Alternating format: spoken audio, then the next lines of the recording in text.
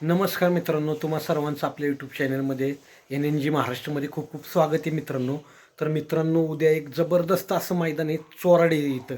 चोराडे या ठिकाणी आजचं भव्य दिव्य असं मैदान मित्रांनो उद्या संपन्न होत आहे. आणि या मैदानावरती आपल्या सगळ्यांचा लाडका, ज्याला की द्वादशम हिंद केसरी बकासूर म्हणून ओळखलं जातो, सगळ्यांचं काळीज हा मित्रांनो उद्याच्या मैदानामध्ये येणार आहे.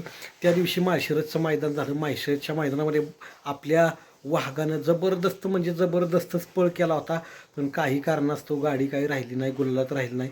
मागील वर्षी तो तिकडचा 1 नंबरचा मानकर होता. आपली इच्छा होती की यंदा पण त्यानं तिकडच्या साईडला गुलालात राहावं, भले 1 नंबर नको करावं पण गुलालात राहावं. गाडी चांगली पडली होती, पण असं आहे की काही ना तरी प्रॉब्लेम झाला, पण त्यामुळं गाडी काही गुलालात राहिली नाही. असो, देव काय थांबत नाही. एका जत्रेनं देव काय म्हातारा होत नाही, म्हणून आपण काय जास्त त्याचं काही हे केलं नाही पाहिजे. लवकरच आपला देव गुलालात येईल मित्रांनो. तरी मेन आणि महत्त्वाची गोष्ट अशी आहे की उद्या जे चोराडीचं मैदान होते संपन्न, आजच भव्य दिव्य त्या ठिकाणी आपला बाकासूर, देव बाकासूर मित्रांनो पळणार आहे.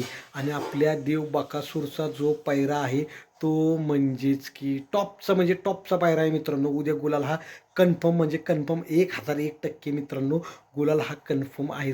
तो म्हणजेच की मायनीकरांचा भारत, मायनीचा आदत किंग, टॉपचा असा भारत आणि आपला देव बाकासूर मित्रांनो उद्याच्या मैदानामध्ये आपल्याला पाळताना मित्रांनो दिसणार आहे. गाडी जबरदस्त आहे. उद्या गाडी 100% म्हणजे 1000% मित्रांनो त्या ठिकाणी मित्रांनो गाडी गुलालास पात्र होणार आहे.